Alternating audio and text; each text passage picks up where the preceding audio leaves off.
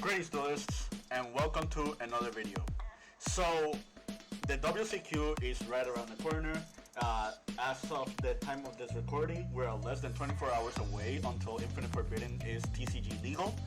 And I kind of wanted to talk about a few things involving the Ritual Beast strategy, because I strongly believe this is a very good strategy for you to pilot in the WCQ if you don't own Fiendsmith or like Jubel or a few other strategies, but you are an owner of the Ritual Beast deck. Or if you are facing against the Ritual Beast deck, then these are things that might help you as well, because it's things for you to like be cognizant about whenever you're facing the strategy or want to counter it. So as you can see here on the board, these are a few problematic monsters that we have in the game. Lancia not that much, but Lancia is here basically for the same precedence as Mirror Jade is. Mirror Jade and Rimbroom are common ones because the branded strategy is being seen like a lot of play. Melodious is another strategy that you might have to worry about, even though it is a rogue pick. And then you have Unchained Soul of Rage, which is very popular because of the Jubel Fiendsmith strategy. Another really common one would be like Flamberge Dragon alongside the Promethean Fire Princess. And then you have other things like, for example, like the Super Grave of the Ancient Organism, which isn't common, but it is something that you have to be cognizant of if you're facing against the Runic Stun strategy, or if you're like, playing the Runic Stun deck yourself. And then you have stuff like Skill Drain, which is pretty much the most popular floodgate that we have on the game as of the time of this recording.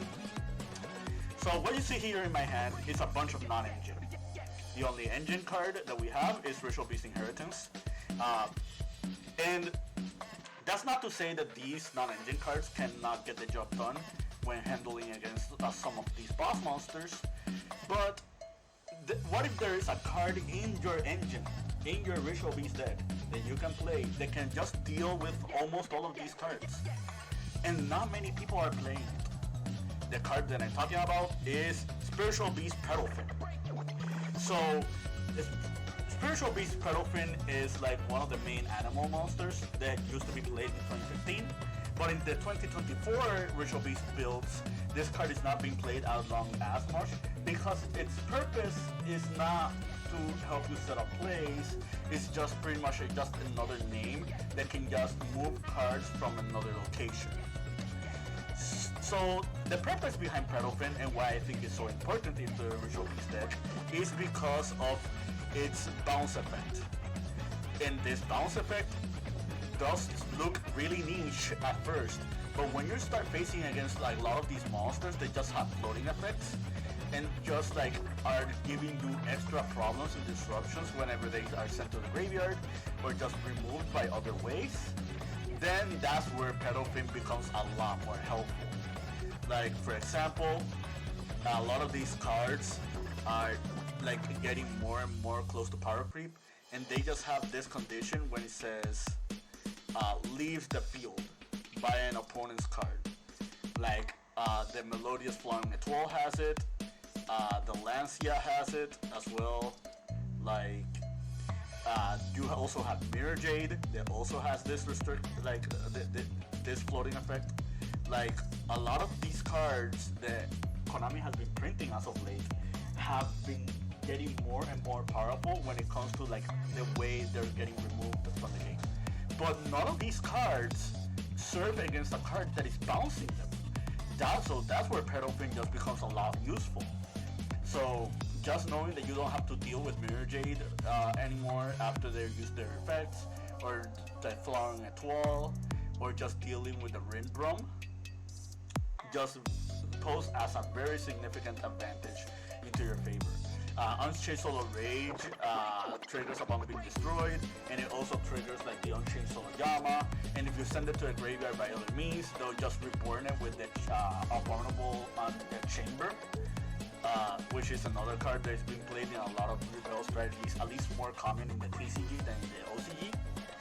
So just having a normal summon that just plays around this, plays around a lot of these cards, and can just bounce a card, can prove very helpful. Also, against floodgates, like for example, Grave of the Super Ancient Organism, which this card is really, really powerful against Ritual Beast. This card just serves as another way to just interrupt this card, like take care of this card. Not like permanently, but at least in a way that it can just swing the momentum of the game, and you can just start like trickling advantage of your opponent, or even OTKing them. So yeah, this is like one thing like to be cognizant of when you're facing this strategy. Bouncing Flamberge to avoid like the Promethean Fire Princess like combo, or avoiding like this floating is also very, very helpful. Against stuff like Skill Drain, you can dodge it, and that's where this page comes in. So we're going to show you one other scenario that is very, very common. Before we go to that, let's go back to Paddlefin for a second. I think if you're a Ritual Beast player and this is not in your main deck, you should really, really, really consider it after all the scenarios that I brought up. Like, there was a duel that I had against a Chimera player. They just summoned Rimbrong on me, and they had Nibiru in their hand. And if it was not for Paddlefin, I probably would have lost, because I would have had to deal against the Nibiru, and then I had to deal against Rimbrong with their banish effect to just like summon a Falling Fall Boss and then make Mirror Jade. The other problem against Rimbrong is you cannot deal with this like just using your fusion monster, because this thing can negate those cards. So this is a really, really powerful foe that you really have to be cognizant of, and Paddlefin just gets rid of it. But yeah, that's it for Paddlefin for now. Let's go back to this replay. So I'm going to show you this issue that Ritual Beasts have. So as you can see here, these are 5 cards. This one is not that common because this engine or archetype just came out, but I still wanted to talk about it because this has a floodgate effect against normal summons. This is a card that contests against normal summons as well. Same thing with Mochomi and the Temple. And then you have Nibiru, which is the most powerful floodgate against the Ritual Beast strategy. What if I tell you there is one trick that not many people are doing, or not many people are showing, that can play around all these cards? Well, I guess I'll have to show you. For this particular combo, you kind of need emergency teleport. This is very specific. But let me show you. So as you can see here, we're doing emergency teleport, and we're summoning Ritual Beast Tamer Winda. The Snake Eye strategy most likely might trigger Divine Temple at this point, but most players usually don't do this. They just hold out until you just do more summons. So let's go to the other play next to hand. We're here in the main phase, and let's pretend that this temple is right there, or worst case scenario, let's say your opponent activated Purulia, and they're trying to get to their Nibiru, or they're trying to get you to Nibiru range. So what you do here is you're going to set your Spiritual Beast Tamer Winda. And what does setting do here? So in the Ritual Beast strategy, you can contact fuse with face down monsters as long as you, the owner, recognizes that it is a proper like fusion material, or a proper material for the special summon. Which means just setting your Ritual Beast monsters can actually start up your combo.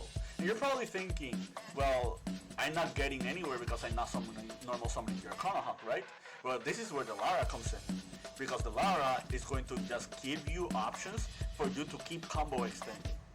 Let's say, for example, we have the Spiritual Beast Kanahawk in our hand. That means we can just special summon the Paddlefin, and the Paddlefin can just banish the Kanahawk. And then you just keep playing that way. And then you just keep combo extending. You have your Kanahawk banished, and then now you're just doing your Kanahawk shuffle. And now you're just giving yourself more options with your Kanahawk. If you want to play around the Mochomi, you're probably going to add Steeds or Ambush. If you just want to keep combo extending, you just grab Inheritance, Lara, or Sephram Pilica. But this is just to show you that you already started like your engine in the game. And this is to know and to take note, you already have Lara in your graveyard and you have multiple bodies on board. So if your opponent like tries to capitalize on you combo extending, you still have NAWCQ Drago in your extra deck for you to do as a free summon. You already have multiple level 4, so you can do your Nemesis play as well.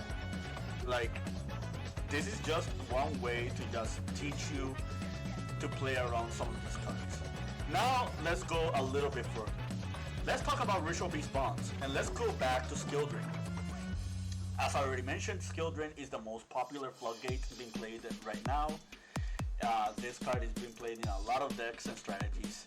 And surprisingly enough, Skill Drain is a deck that really doesn't hurt your strategy that much. The first thing to know about Skill Drain is the effects are negated while they're face up on the field, which means that the Kanahawk Shuffle can still play around Skill Drain. Not only that, one card that becomes a big win condition in your deck is Spiritual Beast Tamer Winda. The reason for that is because Spiritual Beast Tamer Winda can summon from both your main deck or extra deck, ignoring summoning conditions. Meaning that usually monsters that are being paired with Skill Drains are not above 3000 attack. And we do have a monster that is above 3000 attack in our extra deck, and that is Ulti-Gaia Pelio. We also have other big monsters, like for example Ulti-Retiari, that we can summon. Other things that we can do is we can just summon stuff like the Link 2, and we just summon like the Ulti-Kanahawk, and just bounce them back to the extra deck to just re-summon back your monsters. Another thing you can do is just banish to fusion summon, the contact summon the NAWCQ Drago, and NAWCQ Drago and the Spiritual Beast Tamer Winda just becomes a pseudo infinite resource loop, because what you can do is after your Winda floats, just banish her for the NAWCQ Drago, and then when they try to get rid of the NAWCQ Drago, you can just reborn back your Winda. So that's another way for you to play around Skill Drain. What is another way to play around Skill Drain? This one is more important because it plays around the Grave of Desperation Organism, and this card is actually a problem for Ritual Beasts. So for this instance, you can summon your Pedalfin, and then use cards like Book of Eclipse, or more importantly, Ritual Beast Bond, which is an engine card, so it is searchable in the deck, to play around the Grave of Desperation Organism. Just bounce it to the hand temporarily, and you don't have to deal with it like for other later turns. There was one instance where I was playing against a Runic player, and they had both Skill Drain and Grave on the board, and I had to deal against them both, and I pretty much just won that duel because I drew into Book of Eclipse and I already had Ulti Pedalfin in rotation. So yeah, these are all the tips and tricks that I have for you at the moment. I think if you are going to a North American NAWCQ, these are things that you should keep at the back of your mind, because not many people know about these tricks that you can do with Ritual Beast. And like, best of luck to all the players playing at that event, whether you are or not playing this deck. I just kind of wanted to give a very strong tip for those who are playing. More videos coming soon. Keep practicing and keep dueling.